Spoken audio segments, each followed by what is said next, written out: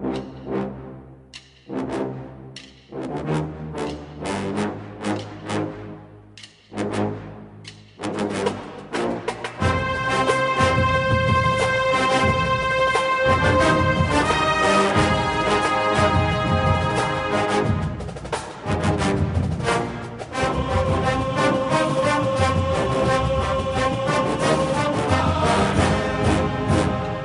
morning, Bucknutters. Welcome into the Morning Five here on Friday, December 5th, 2014.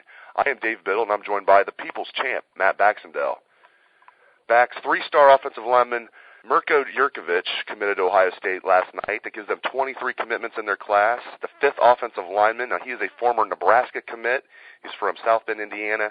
6'5", 275 pounds. They just keep getting offensive linemen. I love it. Again, this gives Ohio State 23 commitments. They are fifth in the country, according to the 24/7 Sports Composite. Your thoughts, Bax, on getting Jurkovic in this class? He's a real versatile player. He's the one guy that he's going to be given a chance to be looked at to play tackle. He comes into OSU and can't quite cut it at tackle. He's certainly got the ability to play guard or even center. So he's a big-time prospect. He's a Notre Dame legacy. So he's got those college football bloodlines. You just have to love the fact that the staff is going out, picking up kids who physically fit the frame that are going to grow into star college players. Offensive line is probably the hardest position to project into college, in my opinion, because you never know how much bigger these guys are going to get or how they're going to develop once you start putting more weight on them. And what they've done in this class, guys like Fader, Schmo, and now, of course, Jurkovic, you've got these big-bodied guys that have big, wide wingspans that have pretty quick feet that we think can all have the ability to potentially play a tackle position. And if they can't, then you can move them down inside. And I'm totally on board with that style of recruiting. We didn't see enough of that for about 10 years where Jim Bowman recruited all kinds of the guards and centers, but never really played guys who could play tackle. If you can't play tackle, you can still probably play guard. You could probably play center. If you can play tackle, you can definitely play guard and center. And the Buckeyes have done that in this class, bringing in a lot of guys who are tackle first and then move them inside kind of prospect. I like the class that they have coming this year in the O-line, and I like it.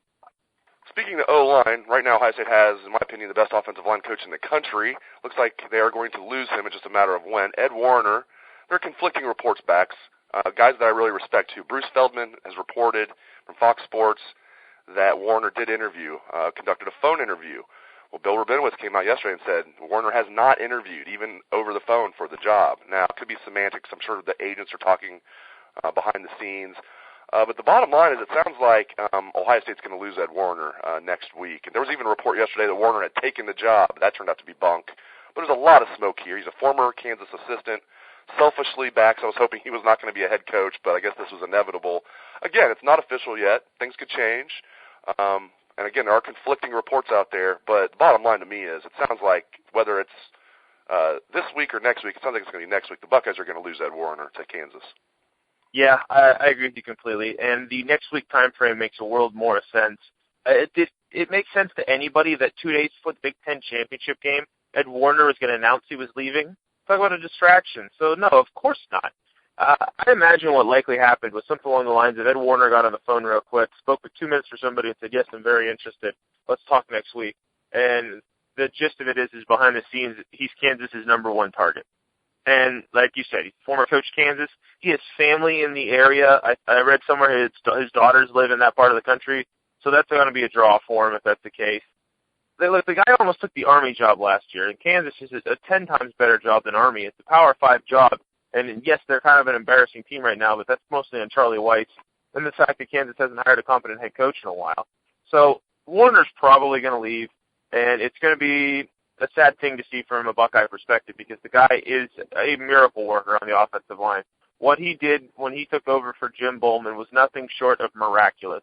And then let's not forget, in what will be his 3 years if he does take the Kansas job, we had 2 years of perhaps the greatest offensive line in Ohio State history. Certainly a top 5 line in the last 50 years, that's for sure. And then this year's line, most of us looked at it at the start of the year and thought, oh my God, it's going to be a disaster. And they've actually been pretty darn good this year.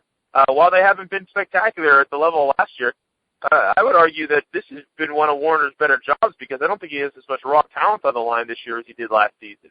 So losing Ed Warner will be a blow, no questions whatsoever about it. And then from there, we're just going to have to see how the cycle plays out. There's a lot of good coaches out there still. And I know this was mentioned in the boarding house this week, but I'm going to agree with it as well. Greg Studrawa is the guy to keep an eye on. He's one of Meyer's former offensive line coaches. People forget he's the guy that Meyer wanted first whenever he was trying to get the O-line position filled when he became the coach at OSU. At the time Studrawa was at LSU, well, he's not anymore. He's now at Maryland. So I dare say it won't be very difficult for Urban to convince him to come to Columbus if he's the top target. I won't be surprised if that happens at some point during the offseason here in the next month or so. I saw one of the best high school football games of my life last night, probably the best, definitely the most exciting high school football game I've ever seen. Joe Burrow in Athens going up against Toledo Central Catholic for the Division III state championship game at Ohio Stadium last night. Toledo Central Catholic came out on top 56-52. If you like defense, this probably wasn't the best game you've ever seen. Two excellent offenses, kids playing their hearts out. Joe Burrow, future Ohio State quarterback, Mr. Football, I mean, he had another great game. 26 of 45, 446 yards, 6 touchdowns. He did have one interception, just his second interception of the season. So he finishes his year, get these stats, 4,439 yards, completion percentage of 72.2, 63 touchdowns, 2 interceptions. So this kid's pretty good. He's very accurate. He keeps plays alive. I love this guy. I just think I'm a little worried that maybe his dad's going to get the job at OU if Frank Solich decides to retire and he's going to follow his dad to OU. I want this kid to be a Buckeye. This kid is the real deal. I felt bad that he couldn't go out with a win, but I'm looking forward to seeing this kid eventually at Ohio State backs. I think he will be J.T. Barrett's replacement eventually. Yeah, he certainly fits the same profile in terms of skill set, doesn't he? I mean, they are just the exact same player in many respects. And they seem to carry themselves in a very similar way, too, which is another impressive fact about Joe Burrow. I can't put that as a better compliment because how impressed we've been with J.T. Barrett's mentality and his mindset. But Joe Burrow, I mean, his numbers this year are like those stories you hear out of Texas where some running back runs for 6,000 yards in 10 games or something ridiculous like that. You can't put into words how mind-boggling a 31-to-1 interception to touchdown ratio is. That's insane. In fact, Joe Burrow has intercepted more passes of his own on defense than he's thrown on offense this year.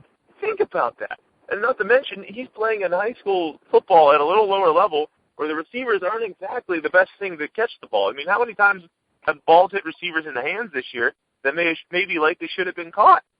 So when Joe Burrow gets to Ohio State, look, everybody's excited about Torrance Gibson. Don't get me wrong. But Joe Burrow this season showed why Ohio State staff was perfectly cool with just taking one quarterback in this class if that was the way it worked out. And by the way, Torrance Gibson is a heck of an athlete prospect. But I've said this for a while. And Dave, I was at Friday Night Lights. You were at Friday Night Lights. Gibson as an athlete is off the charts. Gibson as a running quarterback could be very dangerous. Gibson as a passing quarterback, not so much. And, where those two are going to be compared for a while coming in, Gibson will get his shot at quarterback because I think Urban's genuinely meant it when he said that he was going to give Gibson a chance to play QB. But right now, Joe Burrow, to me, looks like the guy out of this class that we're going to be seeing under center as a starter someday for OSU. Now, Mr. Gibson, on the other hand, may be catching a lot of touchdown passes from Joe Burrow when it's all said and done. Let's give some Wisconsin predictions. Big Ten Championship game is tomorrow, 8:17 p.m. Eastern, to give an exact time. 8:17 p.m. is your kickoff. If you're not going to be in Indianapolis, Bax will be in Indianapolis. If the listeners out there, if you're not going to be there, the game's going to be on Fox, of course. Let's give some predictions. Buckeyes are 4-point underdogs. Bax, I think the Buckeyes are going to win this game, but it's going to be very, very, very close. My score I'm going to throw out, 31-30 Buckeyes. Can't get any closer than that. But I think the Buckeyes are going to win. I think the Buckeyes are going to win by a point. There you go, 31-30 Ohio State. They're going to win the Big Ten Championship. What say thee, Bax? Well, I think it's going to be really interesting. And quick cheap plug, by the way, tonight at Kilroy's, downtown Indy, 8 p.m., I'll be there with our friends at Tailgate 10, and we'll be having a Bucknuts social gathering. So if you want to come hang out, say hi to me, say hi to Jay Book, say hi to Steve Hellwagon. We're all going to be there to watch, hopefully, the Fighting Rich Rods knock off Oregon and open up a path to the playoff for the Buckeyes. And I say open up a path to the playoff for the Buckeyes because the more I've thought about it this week, and the more I've sort of done my research and homework on Wisconsin and how they've played this year, the more convinced I am that the Buckeyes are going to put together a pretty darn good effort tomorrow night in Indy. But Cardale Jones is a guy that we've all been real nervous about just because he's an unknown. And, there's a lot of ways you can look at it. You can convince yourself that Cardale Jones was the number one guy until JT beat him out in camp. And what does that say about Cardale? What it says about Cardale is that he's not quite the same player JT Barrett is. But we saw this last year. Braxton Miller was a very good runner. He was a mid-level passer, but the offense hummed along at a record rate. I think Cardale Jones is going to be very effective running an offense that looks more like what Braxton Miller had last year versus what we saw this year out of J.T. Barrett. And that's not necessarily a bad thing, because last year the only game Braxton Miller lost before the bowl game was against the defense that could cover OSU's receivers deep, and against an OSU team that really didn't have the same weapons on the outside as this year's team does. I want the Buckeyes, the first play of the game, to go out, run the fake on the option there, and have Cardale chuck it as far as he can and have Devin Smith run under it. I want Ohio State to try to blow the top off of a defense that is good, not great, that has not played any offenses this year that really give me much pause. I think the Buckeyes offense is going to be perfectly fine. And I also think the Buckeye defense, which is the real concern here, if they can stop Melvin Gordon, this Buckeye team will win the Big Ten. If they can just hold him down. And honestly, the game against Tevin Coleman scares me more than anything else, just because Indiana didn't really have a great quarterback. I don't think Stave is that great. I don't think Tanner McAvoy is going to be anything particularly dangerous to write home about.